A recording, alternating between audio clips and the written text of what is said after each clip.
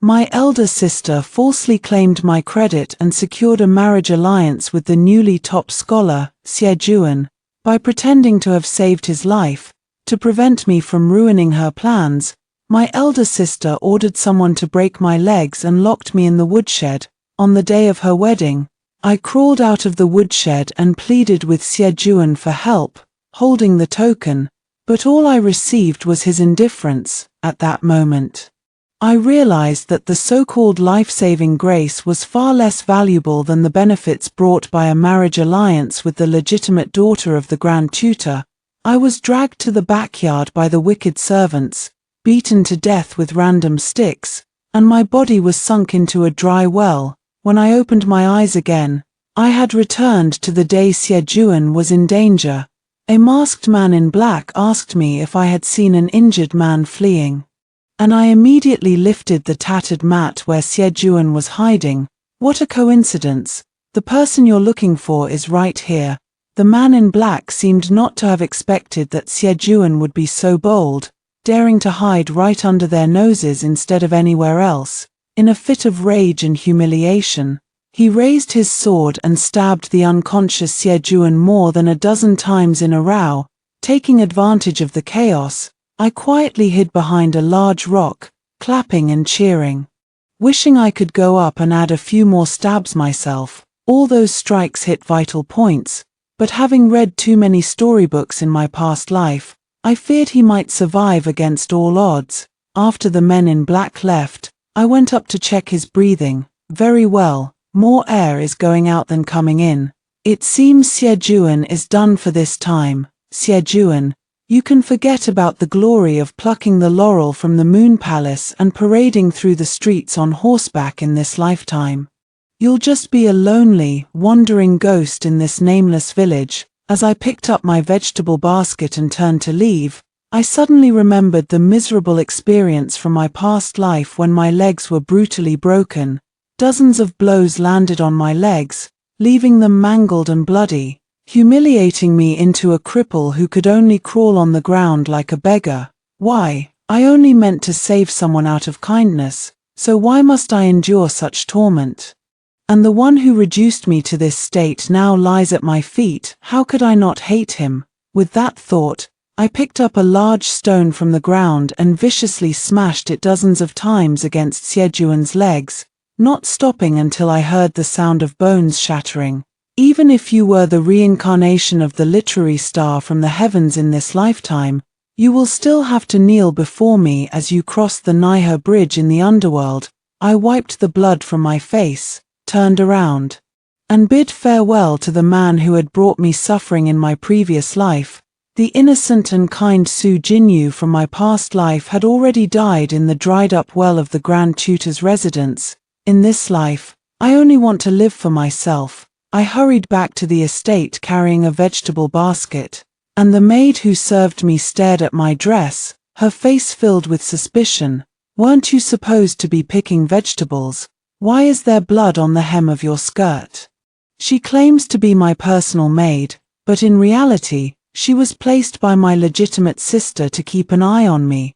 After all, which family has a maid living in luxury while the young lady has to dig for expensive vegetables just to survive? In my previous life, my legitimate sister, in her pursuit of power and status, had already become involved with the emperor's younger brother, Prince An. As time went on, she secretly became pregnant with his child. She thought the position of princess consort was within easy reach, but Prince An, a notorious playboy who flitted from flower to flower without ever getting attached, refused to take responsibility. The father was furious that his legitimate eldest daughter had no sense of shame and had engaged in an affair with an outsider while still unmarried. Yet, he could not bear to reprimand his beloved eldest daughter too harshly. So he had no choice but to swallow his pride and beg Prince An to send a marriage proposal. After all, his legitimate daughter's pregnancy could not wait. In just a few months, the child would be due, and using medicine to induce an abortion might harm her health. If she gave birth to the child, She would either have to take her own life to preserve her reputation or shave her head and spend the rest of her days in a temple. The final agreement was that Princeton would marry the legitimate daughter, but the Grand Tutor's household would have to provide another daughter to serve as Princeton's concubine. Since the legitimate daughter was pregnant and unable to attend to Princeton, it would be unreasonable to leave him alone in his bedchamber night after night. This arrangement was utterly humiliating, but with Princeton now holding leverage over the Grand Tutor's household, the father had no choice but to comply. That's why he remembered me, the illegitimate daughter who had been sent to a manor in the outskirts of the capital to be raised from an early age. To prevent me from finding out and running away, my legitimate sister kindly assigned a maid to serve me, ostensibly to take care of me, but in reality, to keep an eye on me. After all, my legitimate sister is a deeply jealous and cold-hearted person. Marrying into the Prince of An's household may seem like a bed of roses. But once she gives birth to a child, my life will be filled with endless storms and bloodshed. But I know that my legitimate sister's dream of becoming the princess consort is likely to shatter, because 3 days later in the previous life, Princeton encountered bandits during a hunt in the outskirts of the capital, fell off a cliff, and his body was never found. My legitimate sister and the child in her womb lost all hope. Fortunately, the marriage negotiations with Princeton had been conducted privately. Otherwise, as an unmarried woman, she would have been left to guard her widowhood. It was at this time that my legitimate sister discovered the token Xie had given me, which led to the idea of substituting one thing for another, finding a new top scholar as a father for the child in her womb. After all, Xie came from a humble background. If this matter were exposed in the future, the Grand Tutor's residence could still use its power to suppress the situation.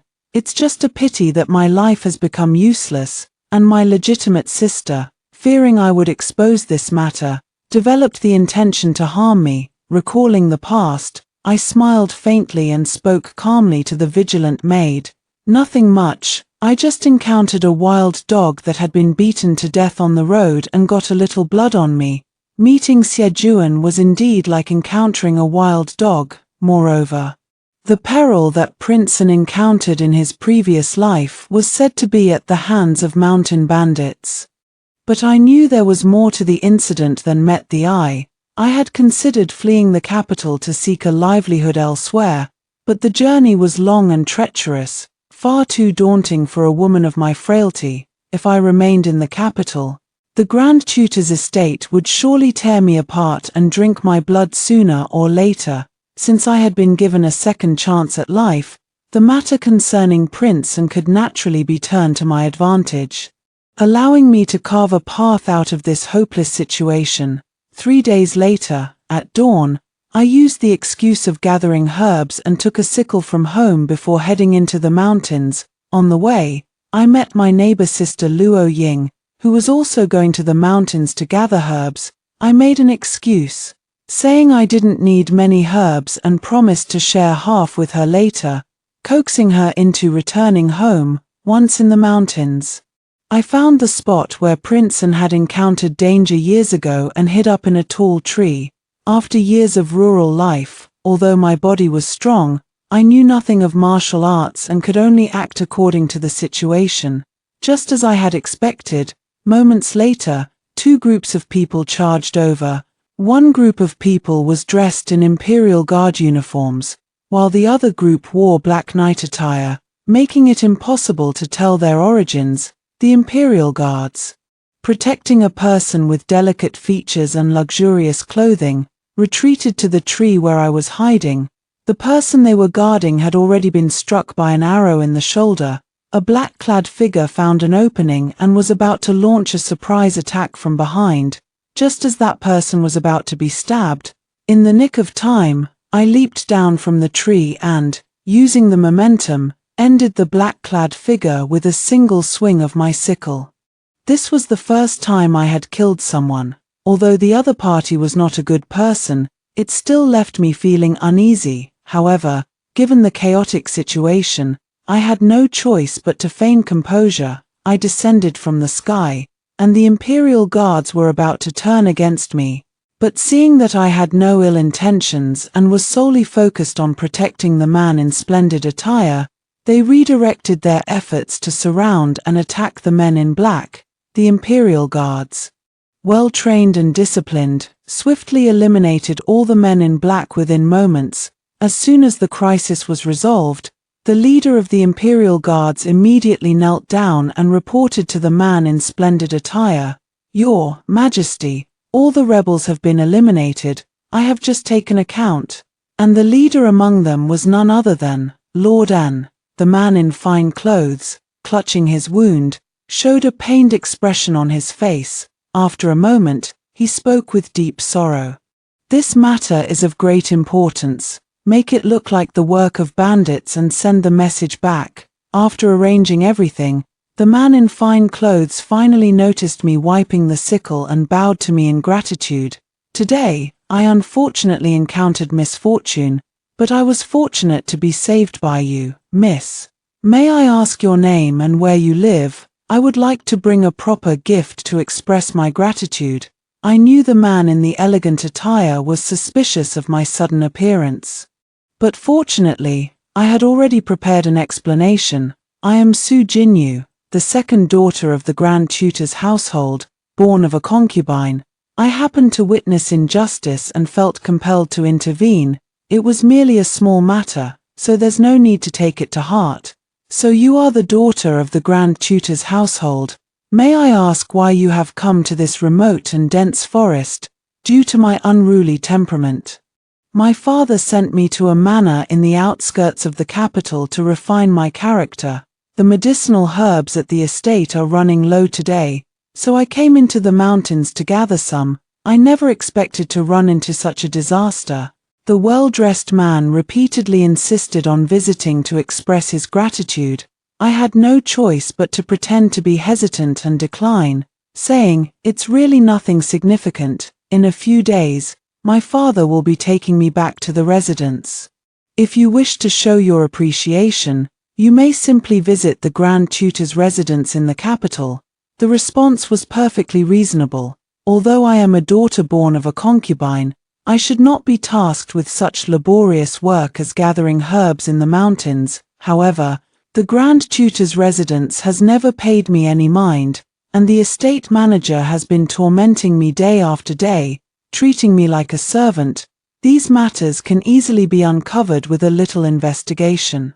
So I am not afraid of him looking into it. I already had an idea about this person's identity in my mind, but saying too much would seem deliberate. So after explaining the cause and effect, I left some hemostatic herbs behind and excused myself to gather more herbs. Only after walking far away did I finally let out a long sigh of relief. This move, I had gambled correctly. I knew all too well that the incident involving Prince's peril in my previous life was far from simple. Prince was born to consort Xia, a favored consort of the late emperor. Despite enjoying exclusive favor for many years, consort Xia had no children. To secure her position, she adopted Xiao Yang, the current emperor, whose birth mother had passed away early, perhaps due to the current emperor's profound blessings. Within just 3 years of adopting Xiao Yang, consort Xia became pregnant. Naturally, one's own son is more cherished than an adopted one. Fearing that Xiao Yang might overshadow her biological son's position, consort Xia sent him back to the imperial prince's residence. It was the Empress Dowager who, taking pity on Xiao Yang's loneliness and hardship, brought him under her care once again. Consort Xia had hoped that the child in her womb would elevate her status through the son, but unfortunately, the late emperor contracted an illness during an early inspection of Jiangnan that never fully healed. He passed away before the child was even born. A nation cannot be without a ruler for even a day. Xiao Yang, being the eldest son and raised under the Empress Dowager's care, ascended the throne with her support. 3 months later, consort Xie gave birth to a son, who would become prince, and consort Xie was furious. Convinced that Xiao Yang had stolen the throne that rightfully belonged to her son, leveraging her 3 years of raising Xiao Yang, she stubbornly remained in the palace. Refusing to retire to the imperial retreat for her later years. In my previous life, when the Prince of An encountered danger, I also thought it was an accident. Later, on the same day the Prince of An was killed, my neighbor's elder sister Luo Ying went into the mountains to gather herbs and ended up being killed by a wild beast. When her body was brought back, she was still clutching a piece of bright yellow fabric in her hand. After the incident, the neighbor's family received gold from a distant relative and moved to the borderlands. At first, I didn't pay much attention to it. It wasn't until I returned to the Grand Tutor's residence that I learned the pattern on that fabric was exclusively reserved for the Emperor's use and was strictly forbidden to anyone else, so I suspect that the danger to Prince An was a ruse, and seizing the throne was the real goal. It seems Consort Xie never gave up her ambition for the throne, but unfortunately, she made a grave mistake by ordering Prince An to secretly assassinate the current emperor. Unfortunately, by a twist of fate, Prince An himself died during the assassination attempt. The girl next door must have accidentally saved the emperor, which is why her family received a windfall after her death. This matter is a royal scandal. And the emperor covered it up by claiming that Prince An had encountered bandits. Now that returning to the Grand Tutor's residence is unavoidable, I must find a powerful ally for myself. Having lived in the outskirts of the capital for many years, I was familiar with the terrain and had prepared in advance. I was 90% confident that I could save His Majesty, so I wouldn't have to endure the disdainful looks from the people at the Grand Tutor's residence upon my return to the capital. As it turned out, my gamble paid off. Judging by the attitude of the Imperial Guard commander toward the man in splendid attire, he must be the current emperor, Xiao Yang, carrying the medicinal herbs down the mountain. I saw from afar the maid who was keeping an eye on me, peering anxiously at the mountain pass. When she spotted me, her face was filled with impatience. "What took you so long to come down? Someone from the residence has arrived to take you back." Only then did I realize that in my preoccupation with saving the emperor these past few days, I had completely forgotten that today was the day the manor was supposed to take me back. I hastily packed my belongings and left my years of savings with my neighbor, Sister Luo Ying. I had taken her opportunity. Although I indirectly saved her life, I also cost her the merit of rescuing the emperor. This money would serve as compensation, having lived in the countryside all these years. Luo Ying and I grew up together, sharing a deep bond. Now that we were parting, I had no idea if we would ever meet again. I held her hand and urged her to take good care of herself, promising that I would come back to see her if I had the chance in the future.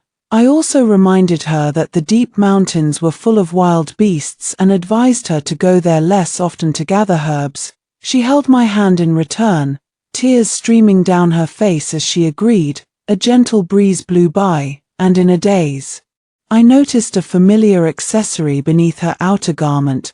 Just as I was about to step closer for a better look, the maid who was keeping an eye on me grew impatient.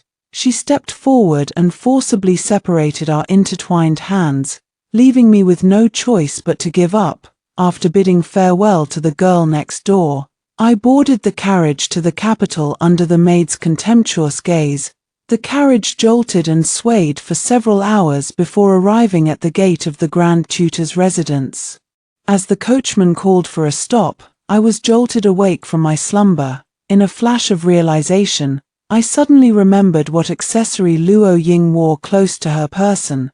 That accessory was none other than the token Xie Juan had given me in my previous life. After I had saved him, how could it be on Luo Ying?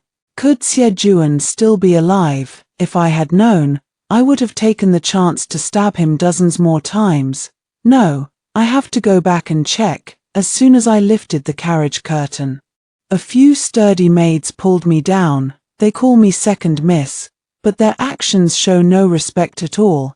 They even pinched me hard while I struggled. I almost forgot I've already arrived at the Grand Tutor's residence. It seems I won't be able to escape for now, so I'll have to act according to circumstances and investigate Siejuan's whereabouts. Those rough-handed maids escorted me into the Grand Tutor's residence through a side door, all along the way. I put on a smiling face to coax information out of them. After all, some things have changed because of my rebirth, and I don't know what I'll face upon returning to the Grand Tutor's residence. It's a pity that these people's mouths were sealed as if welded shut with a hot iron, and no information could be extracted from them. Even when I excused myself by saying I hadn't returned to the mansion for many years and wanted to pay a visit to my father first, they brushed it off lightly. The journey has been exhausting, second young lady. There's no need to rush to see the master. When the master wishes to see you, he will naturally summon you. And so, I was shoved into the remote courtyard where I had lived in my previous life. The maid who had been assigned to watch me had already gone to report back to my elder sister, leaving only a mute maid to attend to me. In the previous life, news of Prince's peril had already spread throughout the capital by this time, strangely. In this life, not even a whisper of it has been revealed. It seems that with my rebirth, many things have quietly begun to change. The next day, before I had even woken up, the door to my bedchamber was kicked open. The person who entered was none other than my elder sister, Su Jining. Seeing me lying drowsily in bed, Su Jining pulled me off the mattress, pinched my chin, and forced me to meet her gaze. Not bad at all. These years of rural life have treated you quite well, haven't they? They've made your little face as lovely as a flower. The more I look, the more you resemble your cheap, early departed mother. My mother was originally the daughter of a schoolteacher. The Grand Tutor was captivated by her flower-like beauty and forcibly took her as a concubine. Unfortunately, his affection was so shallow that within just a few years, he completely forgot about my mother.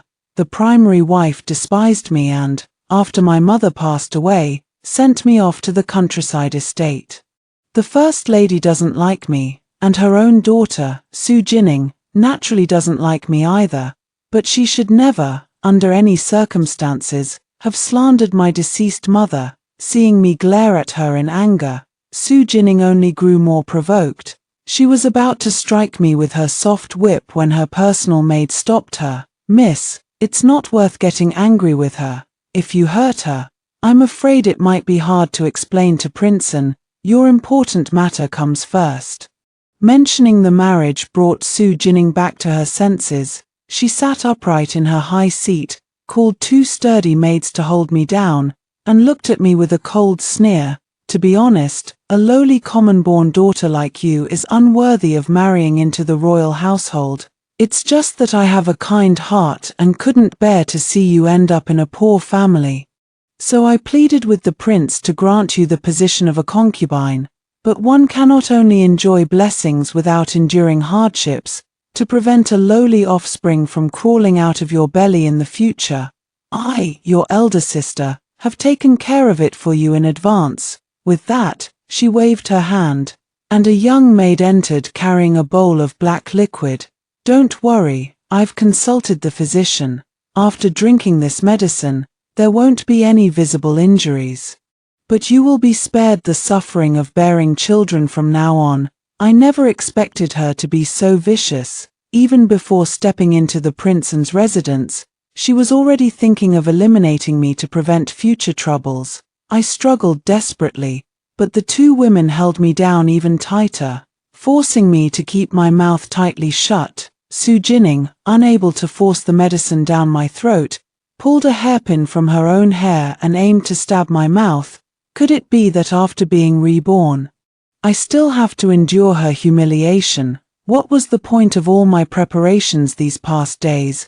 Just as I closed my eyes and prepared to resign myself to fate, the butler's voice came from the front hall. "Young mistress, second young mistress, there is an imperial decree from the palace. The master has called you to the main hall to receive the decree and express gratitude." To me at this moment, these words were like heavenly music, Can't it wait a moment? Can't you see I'm busy right now?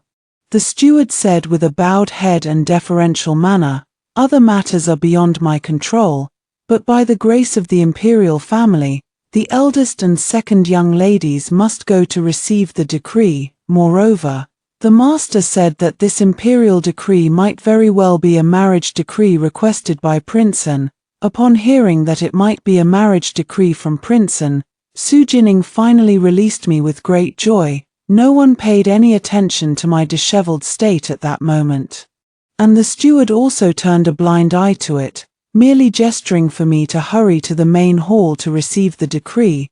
Su Jining completely changed her previous malicious demeanor and, like a gust of wind, threw herself directly into the arms of my father, the Grand Tutor. Father, is it that your daughter is about to have her wish come true?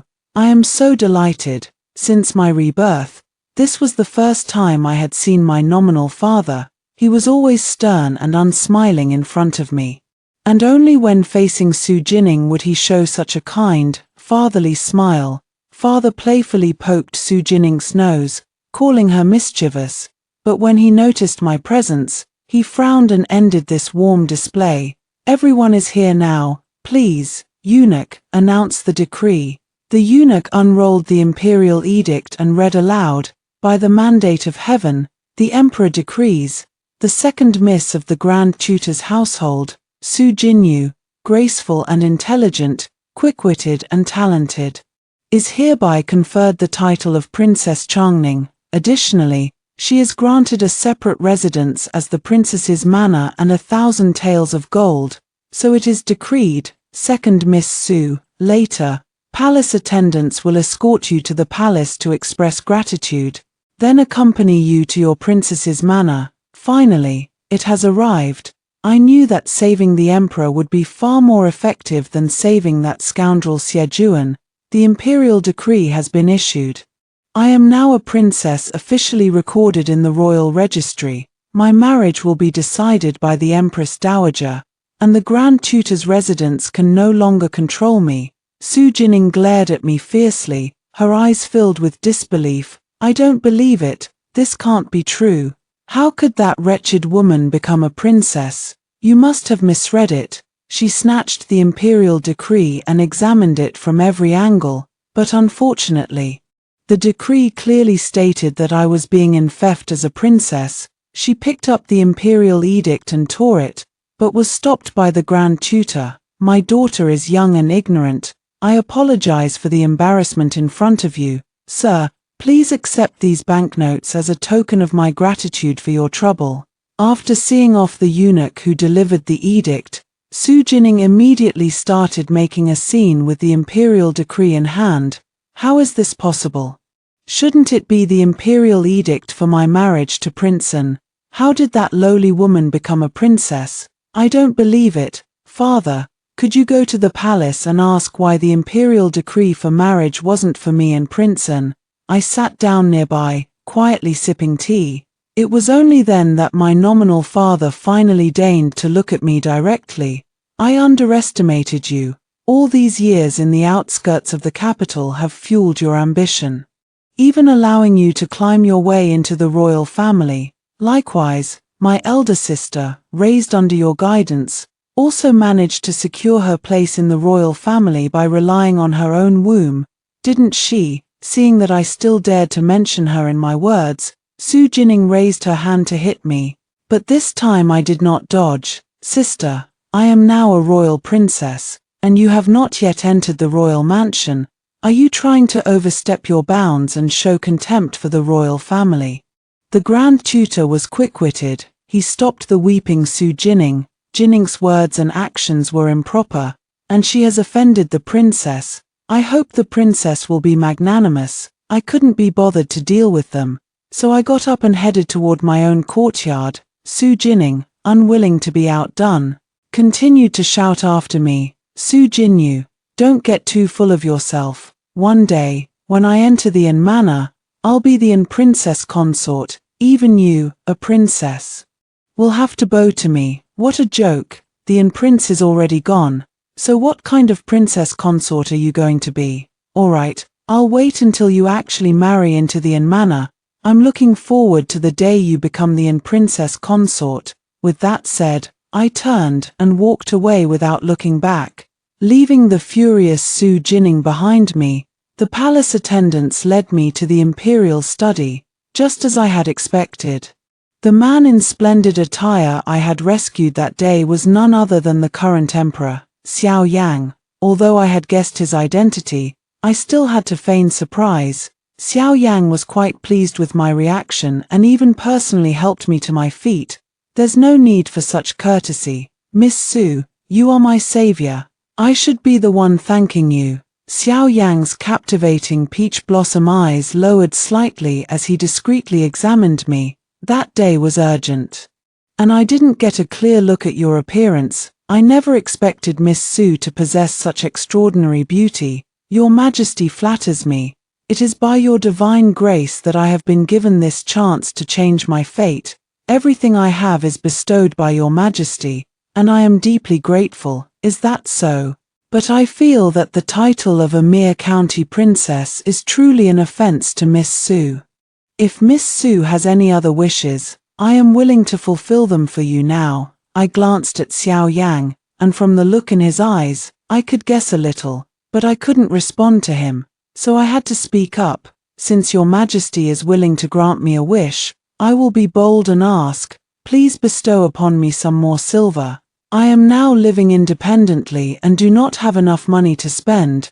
Xiao Yang looked at me deeply, as if he hadn't expected me to make such a request. After a long while, he let out a sigh. "I am the son of heaven, and my word is as good as gold. Naturally, I will grant your wish. Since that is the case, I shall bestow upon you another 1,000 taels of gold. However, the money does not come without conditions. In the future, you must visit the palace more often and keep the Empress Dowager company on my behalf." At this moment, Xiao Yang had no idea that this decision would later alter the fates of both him and me. Seeing me leave, Xiao Yang's personal eunuch approached him. "Since your Majesty is fond of the princess, why not issue an edict to summon her into the palace? Why suffer from the pain of longing?" Xiao Yang shook his head helplessly and said, "I do not wish to force anyone. Since she is unwilling, I will not press her." I still didn't understand Xiao Yang's thoughts, but I felt completely at ease, because this time, I had finally changed my own destiny. This time, no one could dictate my fate, however. At the moment, there was another troublesome matter, that is, whether the token on Luo Ying truly belonged to Xie Juan. To avoid complications, I sent someone to the rural estate that very night to inquire about Xie Juan. However, the person I sent to investigate returned and reported that there was no news of Xie Juan, and Luo Ying had also disappeared. Luo Ying's brother said that during these days, Luo Ying had frequently been taking food and herbs to the cave behind the house, and she had not returned since going there yesterday afternoon. How infuriating! It seems Xie Juan not only survived but was also rescued by Luo Ying. Xie Juan is merely a frail scholar, yet he turned out to be so difficult to kill. His survival poses a great hidden danger. I ordered people to secretly search for the whereabouts of Xie Juan and Luo Ying, without making any noise. The next day, news of Prince An's murder finally reached the capital, just like in the previous life. The emperor attributed Prince An's death to an encounter with bandits in the outskirts of the capital. Unfortunately, Su Jining was still waiting at the Grand Tutor's residence for the imperial edict of her marriage to Prince An. With this news, who knows what chaos will erupt in the Grand Tutor's residence again.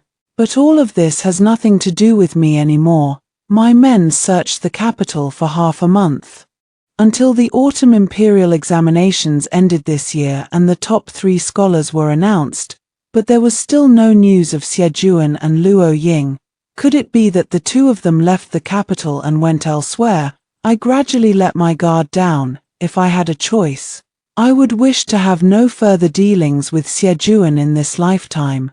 Now that he has disappeared, perhaps I should learn to let go. I began to go out and appreciate the beautiful scenery of the capital and enjoy the delicious food here.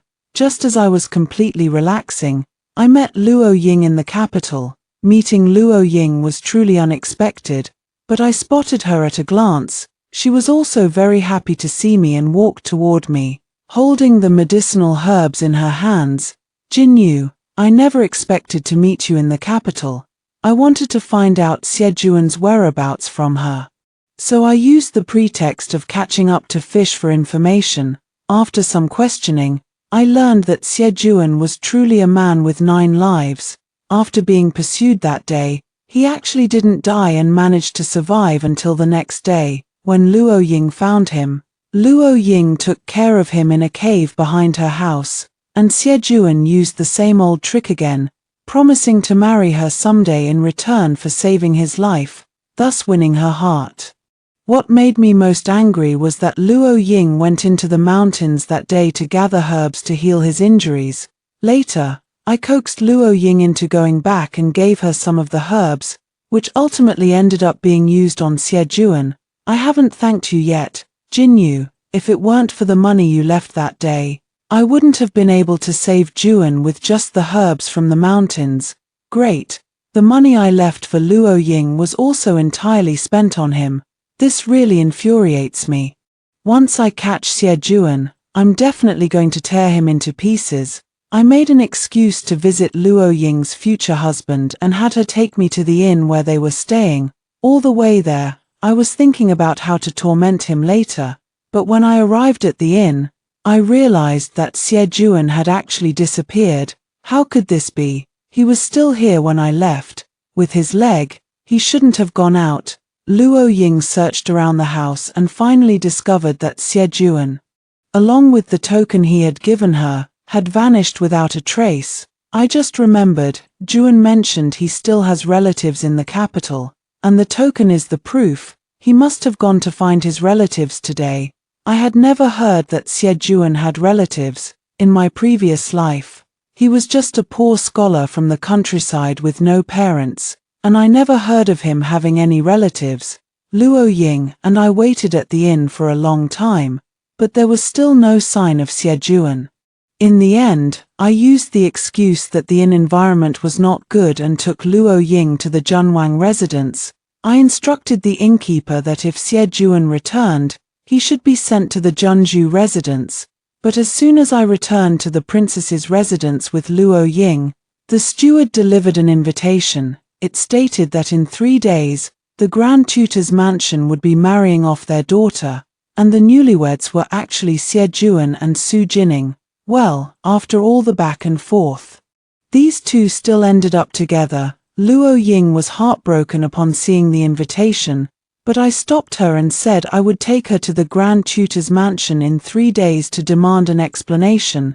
3 days later, the Grand Tutor's residence was decorated with lanterns and colorful banners, and Xiejuan, dressed in wedding robes, stood at the entrance to greet guests. Unlike in his previous life, this time he could only receive guests from a wheelchair, looking somewhat pitiful. With just one glance, I knew he had also been reborn. No wonder he had managed to connect with Su Jining so quickly. Despite having no official rank or achievements, Luo Ying began to cry upon seeing Xiejuan, while Xiejuan looked at me with intense resentment, only showing a hint of guilt when his eyes fell on Luo Ying. Do you want to ruin his reputation? If so, my people from the princess's residence will help you stir up trouble immediately. Luo Ying thought for a moment and still shook her head.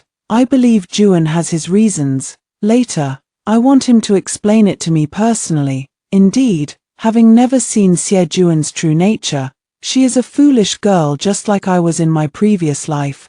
Su Jinning's belly was already quite large, so she had to wear a loose wedding dress to conceal it. After the wedding ceremony, she hurried to the back hall, leaving Xiejuan alone to entertain the guests. Then, someone whispered a few words into Xiejuan's ear, and he also followed to the backyard. Luo Ying had been keeping an eye on Xiejuan all along. When she saw him leave his seat, she immediately followed, worried about her. I also went after them. As soon as I reached the backyard, I saw a man in black kneeling before him, saying something. Upon seeing Luo Ying and me, the man in black immediately vanished. The attire of the man in black felt somewhat familiar to me, but at the moment, I had to focus on Luo Ying and didn't have the mind to dwell on it. Xiejuan said nothing upon seeing me with Luo Ying, only leaving a letter for Luo Ying. Before leaving, he advised me to take care of myself. He had the nerve to say that to me. If Luo Ying hadn't been there, I would have surely killed him. After reading that letter, Luo Ying fell silent, refusing to eat or drink. Only after I repeatedly persuaded her did she reveal the contents of the letter. Xiejuan actually asked her to be his concubine, promising her wealth and prosperity in the future. I knew Xiejuan was heartless, but I never expected him to be so shameless as to ask Luo Ying to be his concubine. I didn't know how to comfort Luo Ying, but I couldn't bear to let her sink into despair like this. Just as I was troubled, Luo Ying actually figured it out on her own. I've figured it out. What kind of person is Xiejuan to deserve having me, your grandmother, as a concubine? To hell with him, I'm not serving him anymore. I had overthought it. Luo Ying was much stronger than I had imagined. She quickly put Xiejuan out of her mind. I just can't understand how the Grand Tutor's legitimate daughter could fall for that cripple of his. Could it be that his relatives are very influential? Luo Ying's words made me ponder deeply. In my previous life, I also found it strange. Why would anyone want to assassinate Xiejuan, a poor scholar? Those assassins seemed highly trained, and the weapons they used felt somewhat familiar to me. But where exactly had I seen them before? That's right. The weapons used by those assassins were exactly the same as those wielded by the black-clad men who accompanied Prince An in the assassination attempt against Xiao Yang. Could it be that Prince An had decided to target Xiejuan? But today in the backyard, I saw a black-clad man reporting something to Xiejuan. And that man's attire was identical to that of Prince An's subordinates. Could it be that Prince An wanted to kill Xiejuan, but after his death, Xiejuan inherited his secret guards? This is utterly absurd. No, only one person could inherit Prince An's secret guards, and that is Consort Xie. If it's Consort Xie, then everything makes sense. No wonder Xiejuan, despite having no official rank, was able to marry Su Jining. It turns out he had climbed aboard Consort Xie's ship. Both of them share the surname Xie. Could they really be distant relatives? Princess Dowager Xie is an extremely dangerous person. She has always been determined to make Prince An ascend the throne. Now that Prince An is gone, she has connected with Xiejuan, and now she has also involved the Grand Tutor's residence. It's hard to predict what kind of turmoil will arise next. However, no matter what, this is not a good thing for me. Thinking of this, I picked up my waist token and quietly entered the palace. 3 months later, during the Mid-Autumn Festival banquet, Xiao Yang invited the families of all officials to attend. I brought Luo Ying, dressed in full splendor, with a premonition that something major would happen at this banquet. So I instructed Luo Ying to act according to the situation. After everyone had been seated for quite some time, Consort Xie finally arrived slowly. She was indeed a stunningly beautiful woman. Xiejuan also came this time. Without any official rank, he attended the banquet by virtue of being the son-in-law of the Grand Tutor's household. This time, he wasn't in a wheelchair, but he still walked with a noticeable limp. Upon closer inspection, there were quite a few similarities in the features of Xiejuan and Consort Xie, which made me even more suspicious about their identities. After 3 rounds of drinks, Consort Xie suddenly smashed her cup as a signal, and a group of men in black rushed into the banquet. I quickly shielded Xiao Yang. Though I had long warned him about the suspicious behavior of these two, I wasn't sure if he had taken any precautions against them. Xiejuan limped forward and drained the fine wine from his cup. Didn't expect this, Your Majesty. Even a dragon can find itself trapped in shallow waters. Or should I call you Imperial Brother? Consort Xie anxiously rushed forward and pushed Xie. What are you waiting for? Kill him, and the throne will be yours. Why waste words with him? Xie, however, remained unfazed. What's the hurry, mother consort? Your son wishes to recount the events of that year in their entirety. As everyone knows, the late emperor doted on consort Xie. If not for his sudden passing, the imperial throne would never have fallen to the current emperor. The late emperor had long intended for consort Xie's son to ascend the throne. Unfortunately, my younger brother passed away before any incident could occur. Fortunately, consort Xie has more than just Prince An as her son. I am also consort Xie's son and am equally qualified to be the emperor. Xie spoke with great passion but failed to notice consort Xie's increasingly darkened expression as he raised the token in his hand. I, Xie, am the son of consort Xie and the rightful heir to the throne. He said a lot, but unfortunately, Xiao Yang's expression remained unchanged. When he finished speaking, Xiao Yang took out the late emperor's daily records, and consort Xie's face turned completely dark. Oh, I checked the late emperor's daily records. Your birthday happened to be the day the late emperor was touring the flooded areas of Jiangnan. At that time, consort Xie was still at the suburban palace avoiding the summer heat. However, when consort Xie returned to the palace, a young guard also went missing from the suburban palace. I went to his hometown to investigate and found a token exactly like the one in your hand. It seems your mother is indeed consort Xie. But as for your father, no wonder consort Xie abandoned you among the common people. Consort Xie didn't want to hear any more and immediately ordered her men to step forward and assassinate them. After all, if these people died, no one would know her dark secrets. Meanwhile, Xie stood there frozen in shock. The Grand Tutor's team surrounded Xie and stepped forward to see Xiao Yang, but I kicked them away. Moments later, the Imperial Guards descended from the sky and rounded up this ragtag group. I knew Xiao Yang wouldn't come unprepared. Consort Xie's rebellion lasted no more than an hour before ending in failure. Xie, consort Xie, and the entire Grand Tutor's family were imprisoned in the dungeon. Awaiting execution after autumn, the dungeon was cold and damp, and Su Jining also gave birth to a stillborn child there during a difficult labor. I asked Xiao Yang for 10,000 taels of gold again. This time, I wanted to take Luo Ying to see the Jiangnan region. Xiao Yang nodded with a pained expression. Before leaving, I asked him a question. Why did Prince An want to assassinate Xie?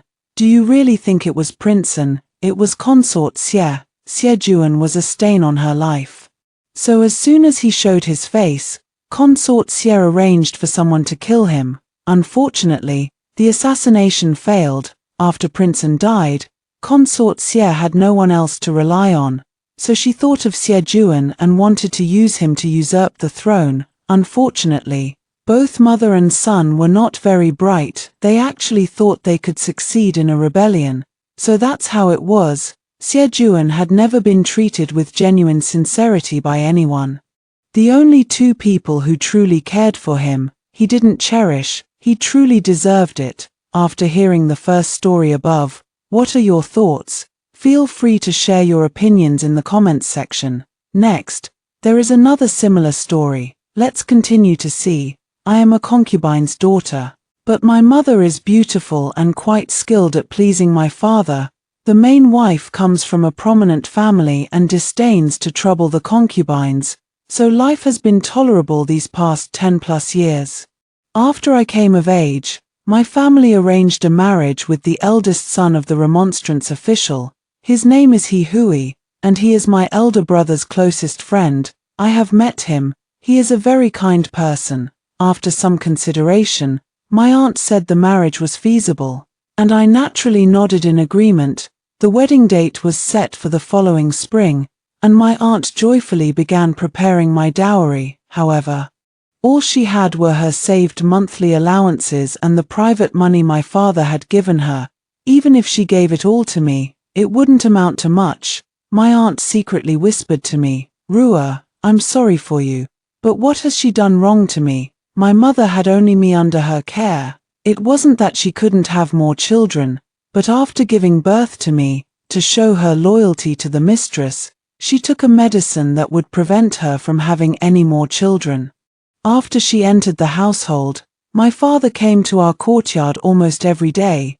It wasn't long before she became pregnant, and the servants, quick to sense the shift in favor, naturally tried their best to curry favor with her. The maids around her, seeing her round belly, even called her second lady right in front of the mistress. The concubine was so frightened that her legs went weak. Fortunately, the lady of the house did not take it to heart and even comforted her, telling her to take good care of her pregnancy. The lady was magnanimous, but she could not be ungrateful. After giving birth, she drank a bowl of medicine to prevent further pregnancies. Fulfilling the lady's profound kindness, the concubine did not understand the intricacies of the household. She believed that the best way to repay the lady was to set her mind at ease, and having just one daughter was enough for her. But the concubine did not know that the lady's family was powerful and influential. Even if she had a whole brood of children, it would not shake the lady's position. I leaned on my aunt's lap, holding her hand. Mother, you mustn't talk nonsense. You are the best mother in the world, and there's nothing you've done wrong by me. If you say such things again, I'll be upset. She used to forbid me from calling her mother, but this time she didn't scold me. Tears glistened in her eyes. My aunt gently stroked my face. Rua has grown up and is about to be married, but before the wedding dress was finished, the empress in the palace passed away. The empress is my eldest sister. The trusted aide who had accompanied my eldest sister from home returned with news, and the servants hurriedly led people straight to the lady's courtyard. Upon hearing the shocking news, the lady exclaimed, "How could this be?" several times before fainting dead away. My father, who was on duty at the government office, immediately requested leave and rushed home upon hearing the news. When he returned, the mansion was already draped in white mourning silk, and his eyes were met with a scene of solemn white. The lady slowly regained consciousness, only to see a crowd gathered around her bedside: her father, her stepmother, and her elder brother. I, on the other hand, was kneeling at the corner of her bed, weeping uncontrollably and at a loss for what to do. With a thread of hope, she asked her father once more, "Arong, is the empress truly?" Her father stepped forward, held her in his arms, and whispered softly, "Arong is gone." The lady trembled and buried her head in her father's embrace, while the concubine quietly led me away. Once outside, the concubine wiped her tears incessantly, saying, "The young lady was so young, how could she suddenly? That palace truly is a den of wolves that devours people." After crying for a while, she added, "The crown prince and the 9th princess are so young, how will they manage without their mother to care for them?" The concubine wept even more sorrowfully. "The lady hasn't eaten or drunk anything all day because of the young lady. I'll go to the small kitchen and prepare something." I accompanied my aunt in the kitchen, and when I brought the bird's nest and side dishes, the lady was leaning by the bedside, beckoning us to come in. She caressed my face and said, "Seeing Aru reminds me of the empress." She also loved experimenting with food in the past, especially plum blossom cakes, which she made quite well. The lady's face shifted between pain and happiness, eventually turning into a single, clear tear that slowly fell. My heart ached as well, and I held the lady's hand in return, saying, "My elder sister surely wouldn't want you to grieve like this. From now on, I will come to accompany you every day. You're such a sensible and good child." Mother is fine. For the remaining days, spend more time with Aunt Zhao. Aunt brought up the bird's nest and said, "Madam, please have a sip." If only for the sake of the eldest young lady. Madam's grip on my hand tightened and then loosened. She picked up the bowl and ate it with her tears. After the funeral rites for my elder sister, Aunt and I continued embroidering the wedding dress.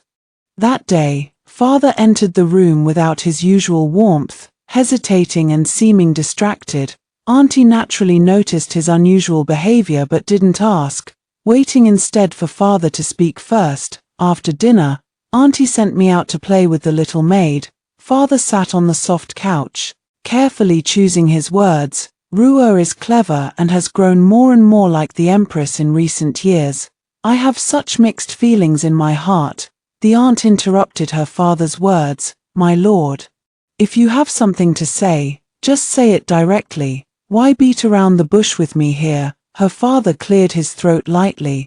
I plan to send Ruo into the palace to serve the emperor in the next few days. You should also make preparations for her. My lord, what kind of joke is this? Ruo is already betrothed. A woman cannot marry twice. So how can she enter the palace to serve the emperor? At first, the aunt thought her father was joking, but upon observing his expression, it didn't seem like he was pretending, and she was immediately struck with shock and fear. Ruo is set to marry Lord his son this coming spring. Has the master forgotten? A person as clever and perceptive as the eldest young lady, with the support of both the Shui and Zhong families, still did not live long. What chance does Ruo, a mere concubine-born daughter, have to survive in the ruthless palace? The concubine knelt beside Father, pleading incessantly. Hoping he would change his mind, Father remained non-committal, allowing the concubine to clutch at his robes as he let out a deep sigh, then turned and walked away. I stood outside the door eavesdropping and ran into my father as he stepped out. He patted my hair bun but said nothing. I suppose I won't be able to marry brother he after all. I wonder what kind of wife he will take in the future, and I can't help but feel a pang of bitterness in my heart. By the command of my parents and the words of the matchmaker, with just one word from my father, I still ended up sitting in the sedan chair heading into the palace. I wonder if my aunt felt the same way when she sat in the sedan chair on her way to the Shui residence, restless and uneasy, helpless against the whims of fate. Since I was a child, she told me that I must never become a concubine in the future, even if the other party is a minor official, a merchant, or even a poor commoner. I must be the legitimate wife. Her life was already beyond her control, and I must never follow in her footsteps. Although she received my father's utmost affection as soon as she entered the household, she still held a deep resentment about being a concubine. But fate played a cruel trick. I did not marry He Hui. Instead, I entered the palace through a side gate in a small sedan chair. It may sound grand to be called the emperor's consort, enjoying endless wealth and honor. Even my father would have to kneel and bow 3 times upon seeing me, but in the end, I am still just a concubine. My aunt refused to give up and would not agree to let me enter the palace no matter what. But her opinion didn't matter. My father was determined to send me. How could someone as intelligent as her not know that? Just like her in the past, I had no choice in the matter. The night before I entered the palace, she lay on the couch with furrowed brows, weeping like a rain-soaked pear blossom, while my father stood awkwardly by, at a loss for what to do. When the bedridden madam, leaning on the nanny's arm, entered my aunt's courtyard, she saw this disgraceful scene. The lady had 2 sons and 1 daughter, with the eldest sister being her first child. The joy of becoming a mother for the first time was entirely transformed into affection, which she projected onto the eldest sister. She hired renowned masters to teach her music, chess, calligraphy, and painting, and sought female instructors to teach her horseback riding and archery. She watched as the eldest sister grew from a swaddled infant into a graceful young woman. After the current emperor ascended the throne, the entire clan pooled their resources to send her into the palace, where she was elevated to the position of empress. The following year, the eldest sister gave birth to the imperial eldest son. 2 years later, a princess was born, and the Yuan River was designated as her fiefdom, earning her the title Princess Yuanjiang. The emperor was greatly pleased, and in the same year, the imperial eldest son was appointed as the crown prince. Now that my elder sister has suddenly passed away, the efforts we made in the palace are in jeopardy. At this moment, the lady, despite her illness, saw the concubine weeping bitterly. She ordered her to be dragged into the courtyard. And just as the family punishment was about to be carried out, her father stepped forward and stopped it.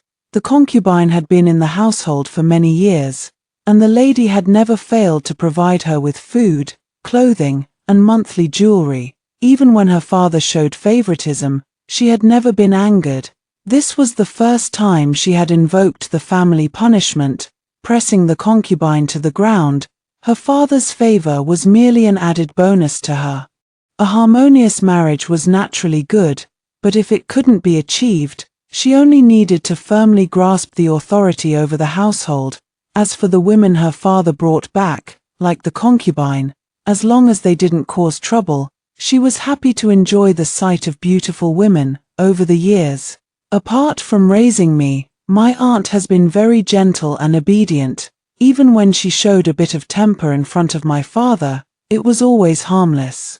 So she never made things difficult for my mother and me. But that day, the lady looked at my aunt with a cold expression, as if she were looking at a dead person. You've been in the household for over a decade, and Rua has been raised under your care. I thought I treated you and your daughter well, but I never expected that all these years of luxury and comfort would raise a nest of ungrateful wolves. My elder sister had passed away, leaving behind 2 children in the palace. Even though there were many servants around, how could the lady feel at ease? Sending me into the palace was the best solution she and my father could come up with. I was a pawn in their game, but my aunt failed to see through it. My aunt stammered, "Rua is unruly and unworthy of serving." Before she could finish, the lady raised her hand and signaled the matron behind her. "Beat her." I was too frightened to speak, but at the word beat, I rushed toward my aunt, only to be held back and unable to get close. As soon as the lady finished speaking, the bamboo cane struck the concubine. Though my father sternly shouted to stop it, she still endured 5 or 6 lashes. Blood seeped from the concubine's back, yet she stubbornly refused to yield. I begged the lady to have mercy on Rua. "Oh, my dear mother," she was willing to risk her life for me. I kowtowed repeatedly in the direction of the lady. "Mother, I am willing to enter the palace. I beg you to calm your anger." The lady lowered her gaze to look at the concubine. "What's done is done. Rua is smarter than you." Then she turned and left. The sedan chair stopped outside the palace gate. I followed the eunuch through the palace path and along the corridors. Even when I secretly lifted my head, I could only see rows of glazed red tiles, and guards were stationed every few steps beneath the corridors. As I stepped into Changha Hall, the emperor was sipping tea at the head of the room. The hall was adorned with pearls, and incense smoke spiraled upward from the censer, veiling the emperor's face in the swirling haze. Not daring to look any longer, I bowed my head and knelt. "Your humble subject pays respects to your majesty." May the emperor live 10,000 years. A pair of bright yellow boots appeared before my eyes, and the person above me chuckled softly. "Whose official's daughter are you? Did your father not make it clear before you entered the palace?" The eunuch beside me lowered his voice to remind me, "You should refer to yourself as your humble consort, not your humble subject." Sweat broke out on my forehead as I pressed it to the ground. "Your humble consort pays respects to your majesty." Seeing the imperial countenance today fills me with trepidation. "I beg your majesty to forgive my offense." He reached out and helped me up. "Beloved consort, there is no need for such formality." I secretly observed the emperor before me. He was my elder sister's husband, and I had seen him once before when I accompanied my lady to a palace banquet. The emperor was dignified and solemn, rarely smiling. At that time, my lady and I were seated in the lower seats. When my elder sister arrived with her attendants, he stood up to greet her, whispering something in her ear that made her laugh. During the banquet, he even personally served her dishes.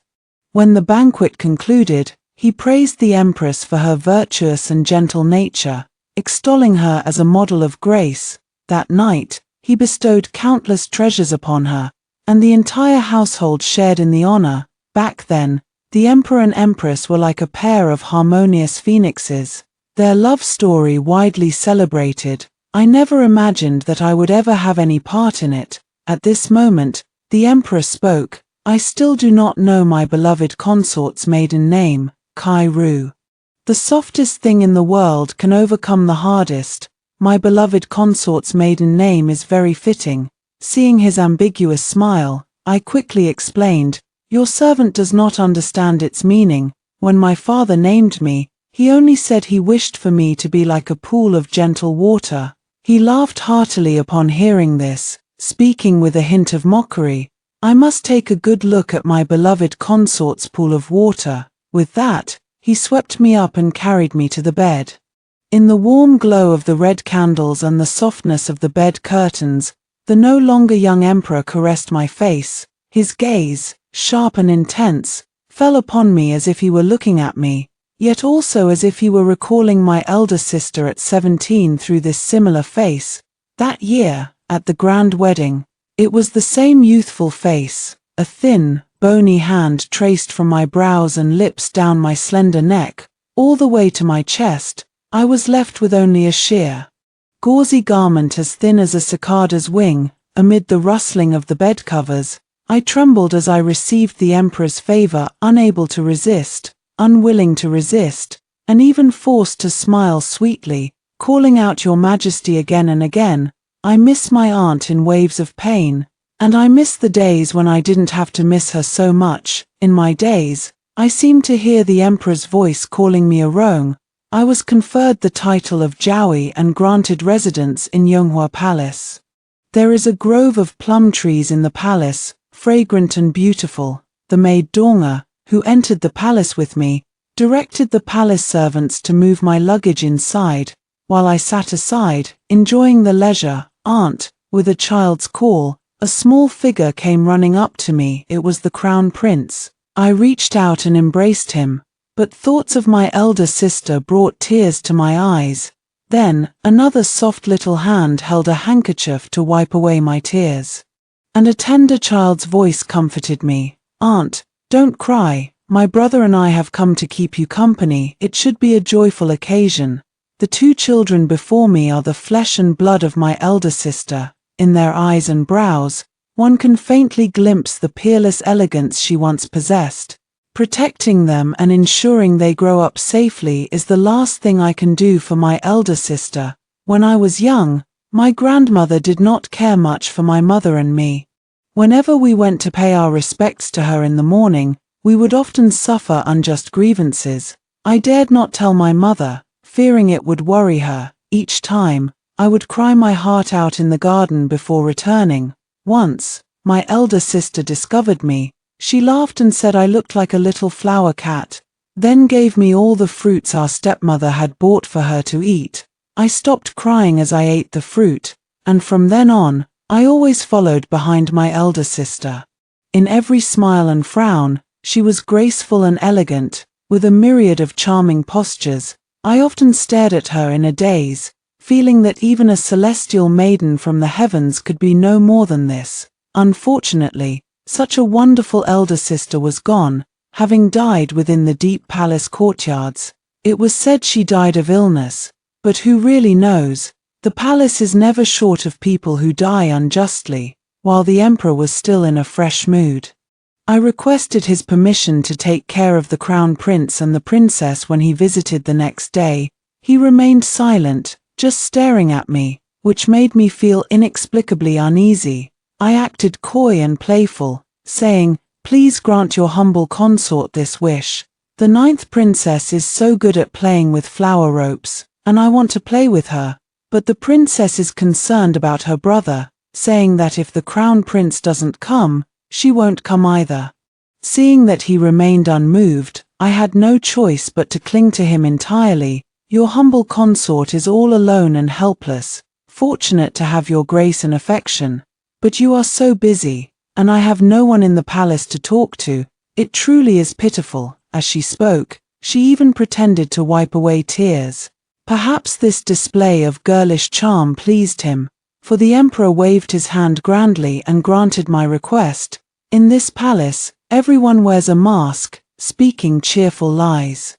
To survive and protect those you care about, you must abandon your true self, do things you dislike, and say words that sicken you. Just like at this moment, I cater to the supreme ruler, letting him turn me over and press me down in the bed, taking whatever he wants.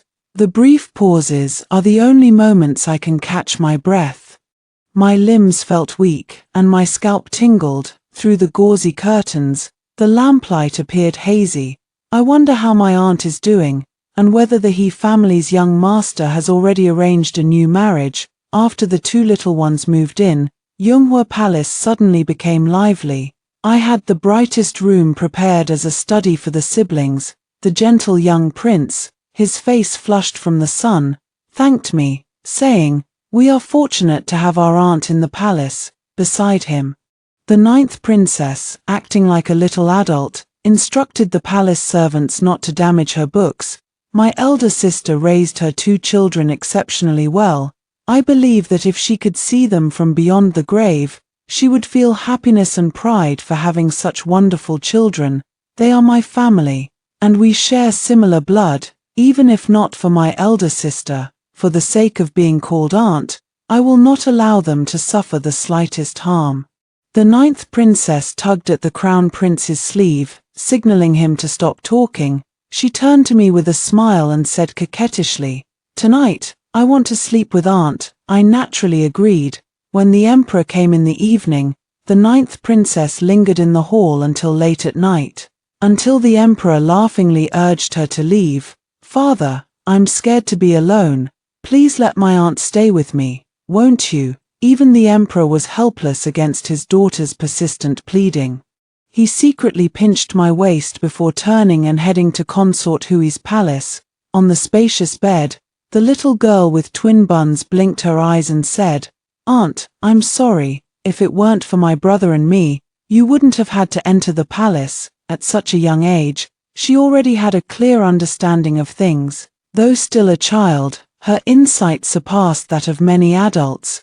When mother was still with us, she often mentioned you, aunt, before she passed.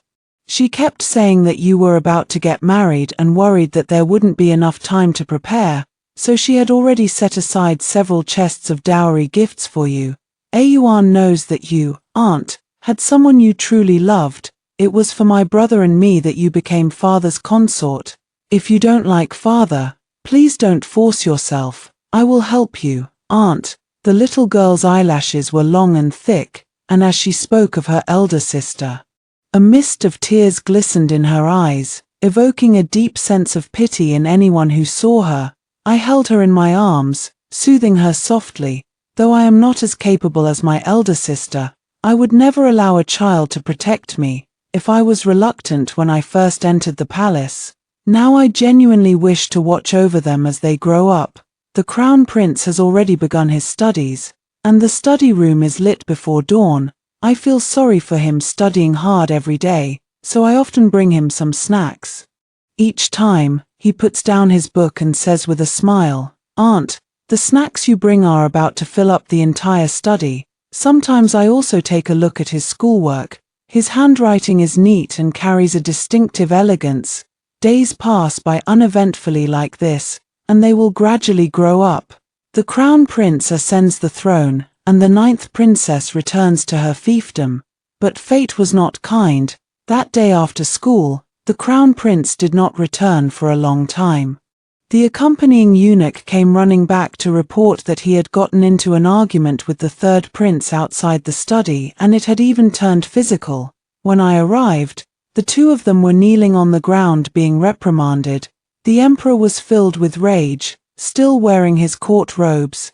Not having had time to change, the 3rd prince sharply accused. The crown prince attacked me without any explanation, and no one around could pull him away. "If your majesty hadn't arrived in time, I might not have survived to see you."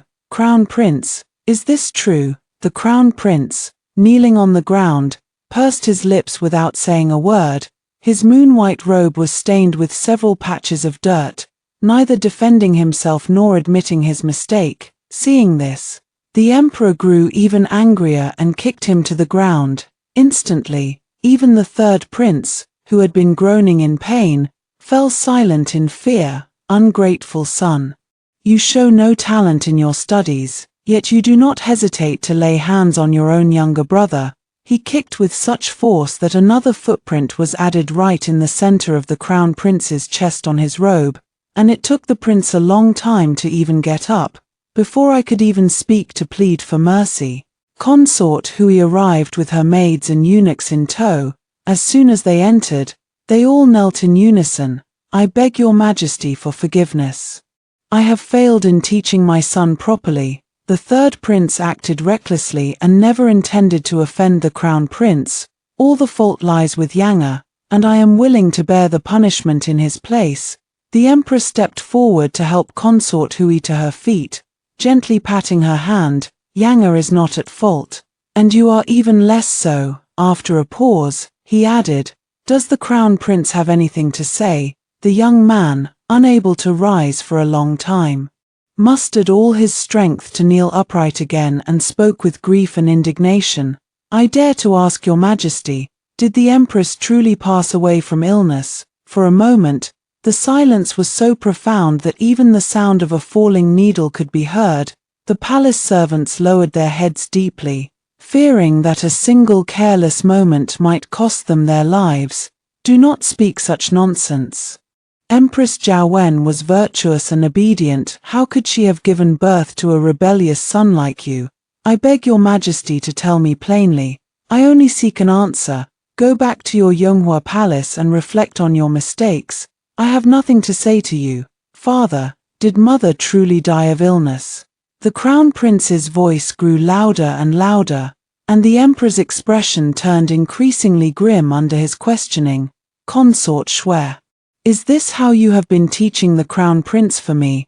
The death of my elder sister indeed had hidden circumstances.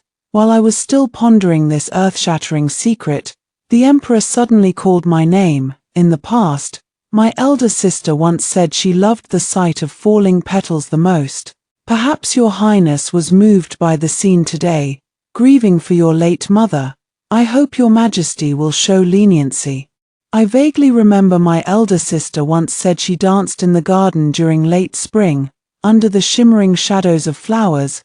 The emperor strolled along the corridor, praising her for being as radiant as peach blossoms, with eyes that shone brilliantly, as expected, perhaps reminded of my elder sister. The emperor's expression seemed to soften. Beside me, Consort Hui's gaze was fierce and vicious, as if she wished she could seal my mouth shut. A son who is unfilial to his father. The emperor left these words lightly before leaving the study with Consort Hui, followed closely by the third prince, as if they were the only family that mattered. Winter and I went together to help the still kneeling crown prince to his feet. He brushed our hands away, lifted his head, and asked, Aunt, what did father mean by a son who is unfilial to his father? Has mother passed away? And now father doesn't want me either. I don't know how to respond. A young boy full of admiration was deeply hurt by the words a son unworthy of his father. The lady requested permission to enter the palace, saying she wanted to come see me and the children. It had always been my concubine mother and I who kowtowed to her, but this time it was the other way around. After my elder sister passed away, she aged considerably, sitting in the main seat. I recalled how my concubine mother had once knelt at her feet in the same way. I used to be grateful to my lady, as it was her generosity that allowed my mother and me to live peacefully in the household.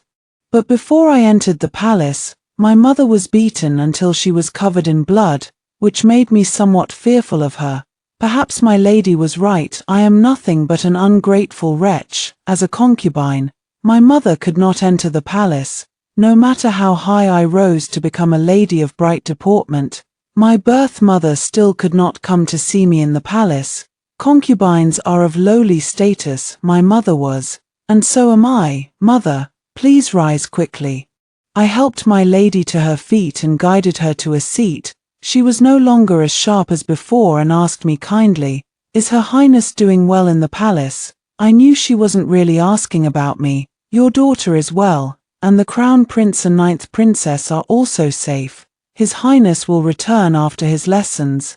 With that, I called Yuana forward. She was very sensible and greeted her properly.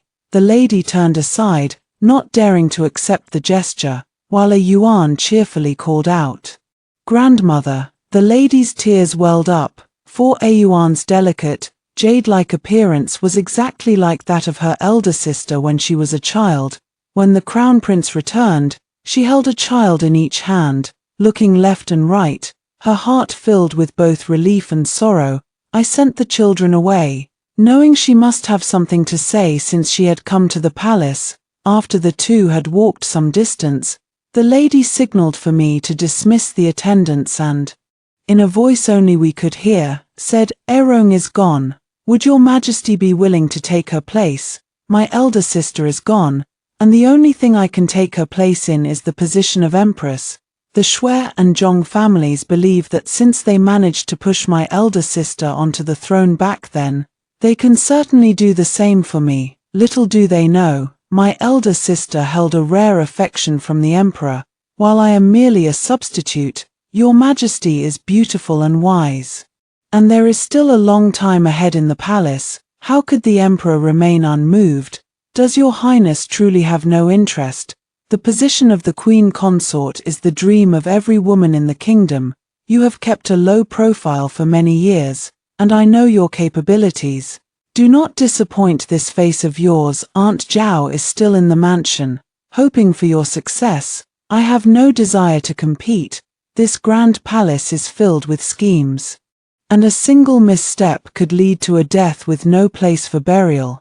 But now that she holds Aunt Zhao as a trump card, I have no choice but to contend. I could only reply meekly, "I dare not compare to my elder sister, but as my mother wishes, I will do my utmost." My aunt once said that relying on beauty to please others cannot last long, and she did not want me to be just a concubine's daughter with nothing but a pretty face. She taught me to read and write, to dance and appreciate music. And only then did I realize how talented my aunt was. My aunt had originally been educated, but her family fell into decline, which led her to become a concubine in the household. It was all because my maternal grandfather had a worthless son, my uncle, who spent his days indulging in pleasure, drinking, and gambling. Not only did he squander the family fortune, but he also accumulated a huge debt with the gambling house.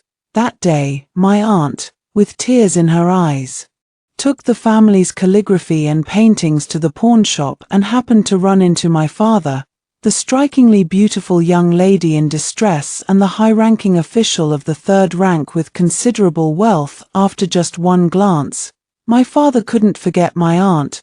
The steward carefully inquired about my aunt's background from the pawnshop owner and reported every detail without omission upon returning. Upon hearing this, my father felt even more compassion in his heart. Recalling the fleeting glimpse of my aunt outside the pawnshop that day, her tears seemed to have fallen directly onto his heart. The steward, truly a seasoned aide by my father's side for many years, promptly brought in the calligraphy, paintings, and ornaments redeemed from the pawnshop, along with a box of hairpins and jewelry from the concubine. My father was overjoyed and immediately wanted to invite a matchmaker to the residence. The steward quickly advised against it, saying, "The lady of the house manages the household affairs and has always been strict in her governance. Taking a concubine must be discussed with her first." That night, my father stayed in the lady's chambers, and the next day, the matchmaker and her entourage arrived early at my maternal grandparents' doorstep. Carrying boxes and trunks, the matchmaker cheerfully knocked on the door. At that time, my maternal grandfather was so angered by my uncle that he couldn't get out of bed. So the concubine had to invite them in. Before they even reached the main hall, the matchmaker exclaimed, "Congratulations, young lady, congratulations. Lord Shui is going to welcome you into his household." The concubine was utterly confused. Which Lord Shui? My daughter doesn't know any Lord Shui. Lord Shui, the minister of the court of the imperial treasury. You truly have the most excellent fortune. The matchmaker chattered on and on, as if trying to praise him to the skies. Young and promising, highly esteemed, with a bright future ahead. These words spilled out of her mouth without restraint. The aunt was about to refuse upon hearing she would become a concubine, but she swallowed her words at the last moment. In the past, although the family was not excessively extravagant, they had always been well-fed and well-clothed. But now, even the blue and white bird-patterned vase that her grandfather had cherished had been pawned. And she couldn't even wear a matching set of jewelry when going out to meet guests. No matter how much of a scoundrel her uncle was, could she really stand by and watch him be driven to death by the gambling den thugs? Besides, her grandfather's medicine was costing a fortune, and relying on selling off family assets to make ends meet was not a sustainable solution in the long run. After a moment of contemplation, the aunt closed her eyes, tears welling up, and reluctantly agreed. The matchmaker grinned from ear to ear, showering them with endless congratulations, saying things like, "You'll have endless good days ahead, and Lord Shui knows how to cherish his woman, as a concubine." How could one dare to hope for good days? If she wasn't tormented by the main wife and could have enough to eat and wear, she should be thanking heaven and earth. When the bridal sedan arrived at the door, her maternal grandfather only then learned that his daughter was to marry into the Shui family. He gathered a few strong men to drag his son back from the gambling den, forced him to kneel outside the concubine's sedan, and raised his cane to strike him again and again, until the son's flesh was torn and bleeding. At first, the uncle refused to submit, shouting and protesting incessantly. My grandfather said, "Your sister is going to become a concubine to pay off your debts. We are just ordinary people. How long can she survive as a concubine in a wealthy household? You unfilial son, I should never have brought you into this world, if only to spare your sister from ruining her life." My grandfather, now elderly, was panting heavily. He threw down his cane and wiped away his tears, saying, "My poor child, your father has failed you." My uncle, unable to stand from the pain, crawled to the bridal sedan and made as if to pull my aunt out. "My sister is both beautiful and intelligent, with looks no less than a princess. Why should she become a concubine? I don't care if they cut off this hand, my sister will not be a concubine. Once the arrow is shot, there is no turning back. The betrothal gifts have been accepted, and she has entered the bridal sedan. There is no reason not to proceed with the marriage." Grandfather understood, auntie understood. Only uncle did not understand. He even dared to speak arrogantly, saying things like not inferior to a princess. How could she compare to the golden branches and jade leaves of the imperial family? If someone with ill intentions were to hear it, it would not be excessive to exterminate 3 generations of his clan. Auntie raised her hand and slapped him hard across the face. "Shut up. Dragging me into your mess isn't enough. Do you want everyone to die with you? If you have even a shred of conscience left, quit gambling and take proper care of father." Auntie lowered the sedan chair curtain and let the bearers carry her out the door. She never imagined My elder sister entered the palace all those years ago, and the emperor has never forgotten it, not for a single moment. She is gone, yet such deep affection is truly nauseating. I discovered long ago that my elder sister did not die of illness but was the victim of a conspiracy. Consort Hui and the emperor grew up together, innocent and carefree since childhood. She thought that with their years of affection, she could ascend to the position of empress. Never expecting a woman from the Shui family to appear out of nowhere, her elder sister was the most talented and beautiful in the capital, and back then, suitors flocked to their home in droves. The lady of the house, with her high standards, tirelessly sought a perfect match for her elder sister. This search eventually led her to the emperor, who was then the Prince of Yuzhang. The lady's maternal family was prominent, and the Shui family had disciples spread throughout the court. With the combined efforts of both families, The Prince of Yuzhang ascended the throne and welcomed the eldest sister as his empress. Consort Hui's dream of becoming empress was shattered. But she still held on to the youthful affection she shared with the emperor. She forbade the emperor from visiting the eldest sister, and at the slightest inconvenience, she would be relentless in her demands. Even the deepest of affections will eventually be exhausted, especially since the emperor was no longer the neglected prince of Yuzhang he once was. How could an emperor who possesses the 4 seas endure the repeated challenges to his authority by Consort Hui? After a heated argument, the emperor stormed off and encountered his elder sister dancing gracefully in the garden. The maiden's sleeves fluttered in the wind, resembling a fairy treading on ripples. With a single dance, the elder sister firmly captured the emperor's heart. In her own palace, Consort Hui shattered countless bowls and plates in her fury. The eldest sister came from a family of wealth and nobility. In her youth, she studied alongside her brothers in the family school, mastering not only music, chess, calligraphy, and painting but also excelling in classics, history, and political discourse. My father once said, if Arong were a man, she would not be inferior to the sons of our family in serving as an official at court. The emperor fell in love with the eldest sister and, to ensure her son would be the legitimate heir, deliberately caused the miscarriage of Consort Hui's first child. How could one not harbor hatred for the murder of one's own child? But she dared not hate the emperor. So she turned her schemes against her elder sister. A fingernail-sized amount of powdered medicine was mixed into her elder sister's daily meals. Completely unnoticed, her elder sister soon grew weary and listless, quickly becoming bedridden.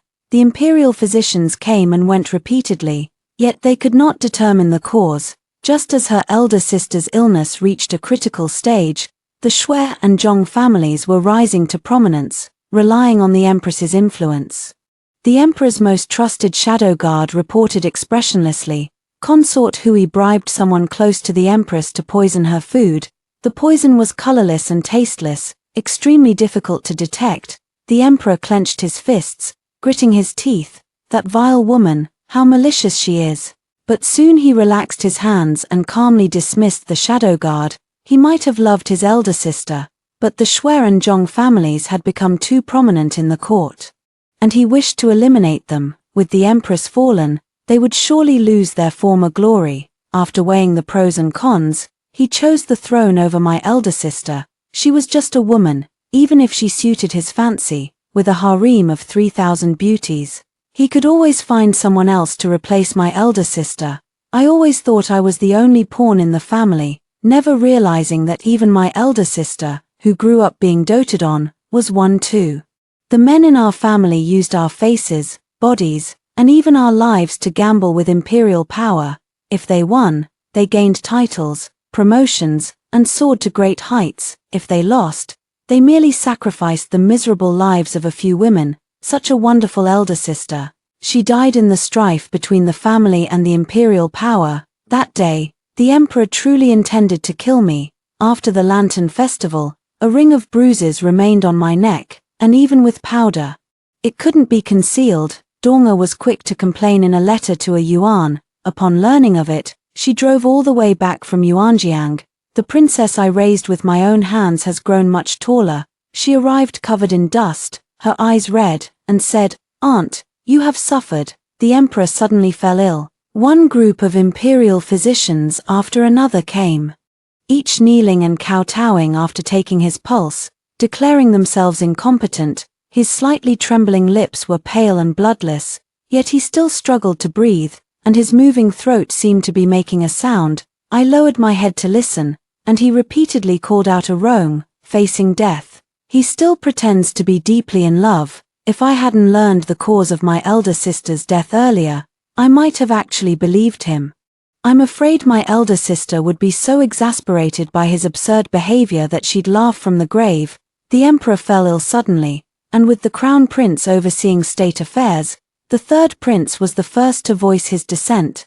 My father submitted 12 consecutive memorials impeaching him for various wrongdoings in recent years, each one so egregious that it angered both gods and men. Only then did the third prince reluctantly fall silent. I ordered Consort Hui to be confined to her palace. anxious about her son and worried about the emperor, she could only curse at me from behind the door. Before long, her curses turned to my elder sister. Even after all these years, my elder sister remains a thorn in her heart. The head palace made by a Yuan's side knocked on the door. Shortly after she entered, all those unspeakable noises vanished without a trace. The emperor remained unconscious for a long time.